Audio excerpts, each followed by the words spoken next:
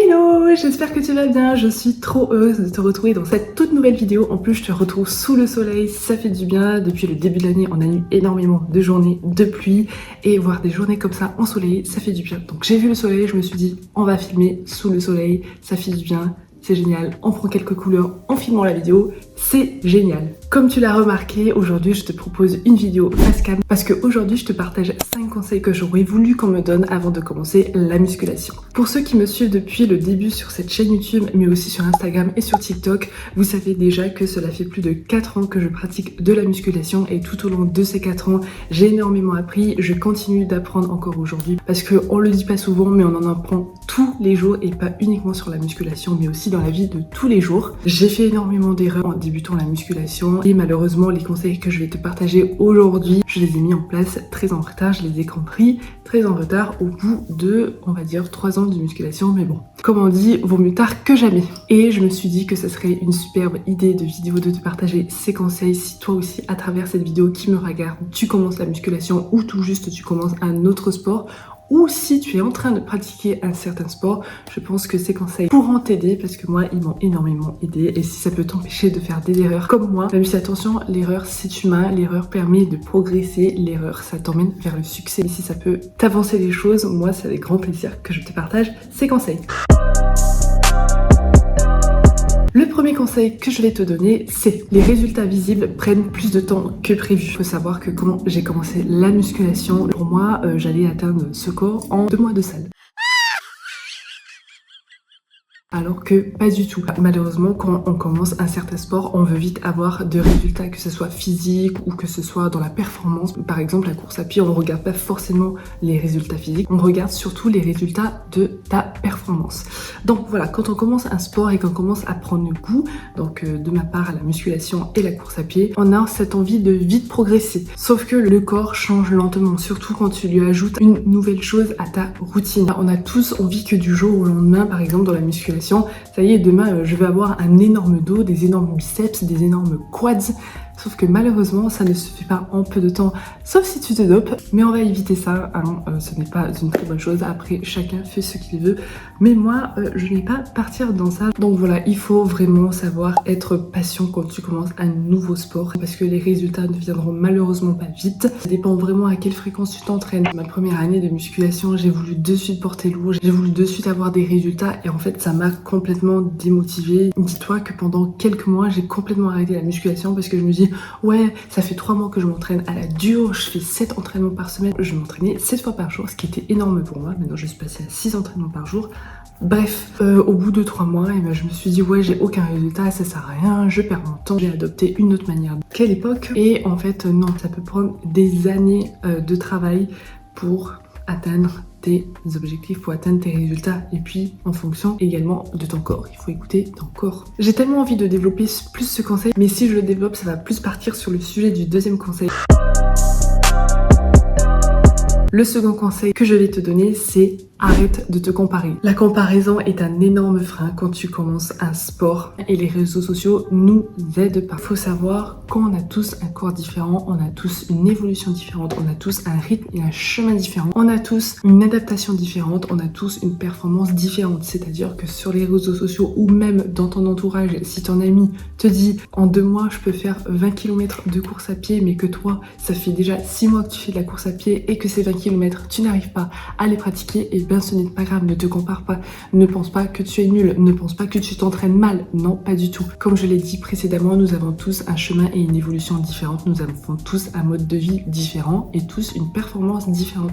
Si cette personne réussit comme ça, tant mieux pour elle, mais ça veut pas dire que toi forcément tu vas réussir de la même façon. Tu vas réussir mais d'une façon différente. Il faut surtout pas comparer ton chemin avec celui des autres parce que personne n'a le même chemin et c'est ok, ce n'est pas grave. Au contraire, il faut être fier d'avoir son propre chemin. Il faut être fier de ne pas être un mouton, il faut être fier de ne pas ressembler aux autres parce que tu es unique et ça, ne l'oublie jamais, ne te compare jamais. Il faut que ça soit ton sport, ton rythme, ton parcours, ton corps, pas celui des autres. Tu peux regarder les réseaux sociaux, mais si c'est pour te comparer, arrête. Les réseaux sociaux montrent les résultats, mais ne montrent pas les années de travail derrière. Tu sais pas combien de temps ils ont travaillé derrière, que ça peut être 2 mois, ça peut être 10 ans, ça peut être 5 ans, ça peut être 3 mois, peu importe. Il faut que si tu regardes des personnes qui pratiquent le même sport que toi, c'est pour te motiver, pas pour te comparer.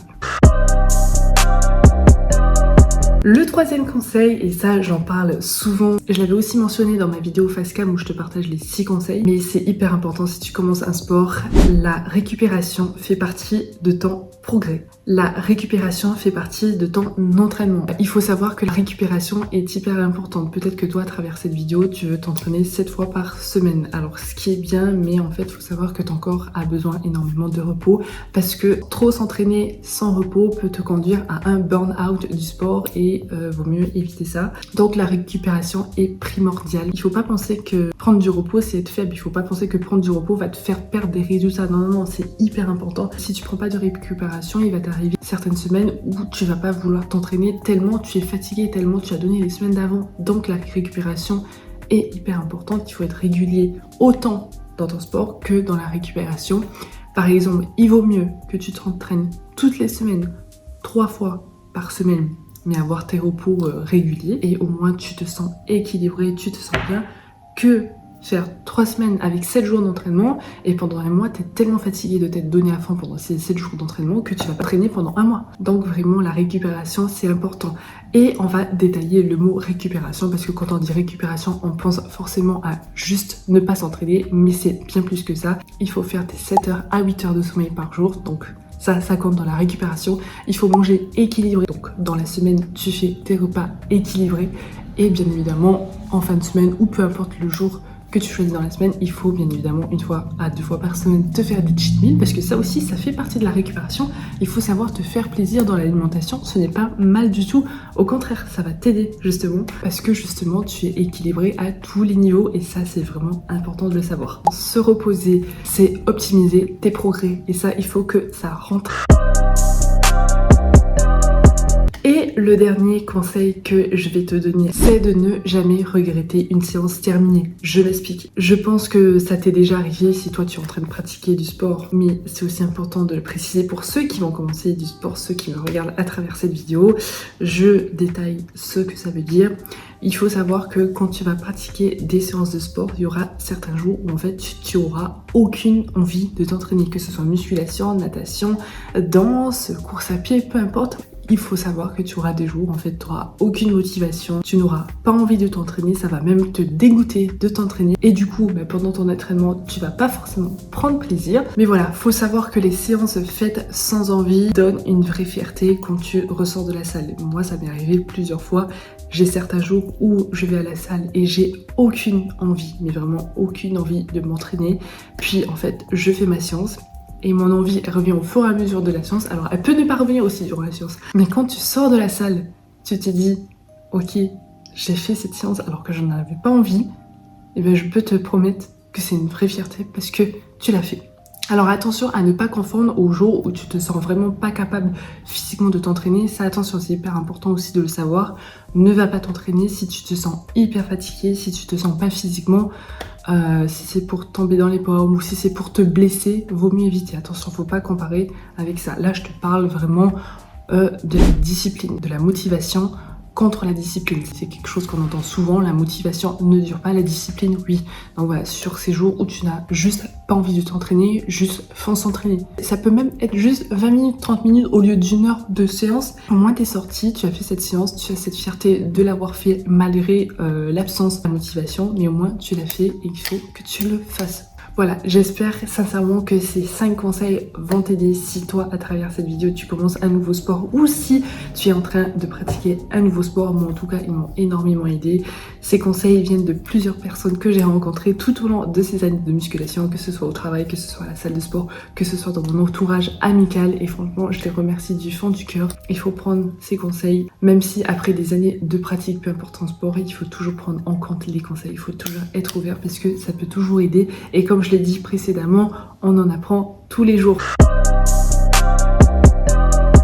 Petit bonus de fin de cette vidéo, je vais te partager 5 phrases que je me dis tous les jours mentalement pour rester discipliné et motivé dans mon sport. Et j'aimerais que tu les répètes chaque jour quand tu te réveilles. Je m'entraîne même quand j'en ai pas envie parce que ma discipline est plus forte que mes excuses. Chaque séance me rapproche de la version de moi dont je suis fière. Je ne cherche pas la motivation, je crée l'habitude. Les petits efforts du quotidien construisent des résultats extraordinaires. Je suis constante déterminée et capable de dépasser mes limites. J'espère sincèrement que cette vidéo t'aura plu, j'espère que tu mettras en place ces conseils, j'espère sincèrement que ça t'aidera.